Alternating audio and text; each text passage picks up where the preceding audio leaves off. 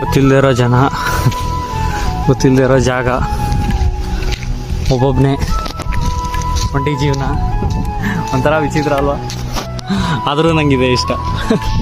ಹಾಂ, ನೀವಿದ್ಮೇಲೆ ನನಗೇನು ಭಯ ಅಜ್ಜಿ. ನೀವು ದಾರಿ ತೋರಿಸ್ತೀನಿ ಅಂತಂದರೆ ನಡ್ಕೊಂಡು ಹೋಗ್ತಾ ಇರೋದೆ.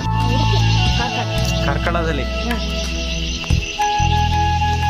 ನಮಗೆ ಕಾರತ್ತೆ ದಾರಿ ತೋರ್ಸೋಕ್ಕೋಸ್ಕರ, ನನಗೋಸ್ಕರ ನನ್ನ ಜೊತೆಲಿ ಬರ್ತಾವ್ರೆ.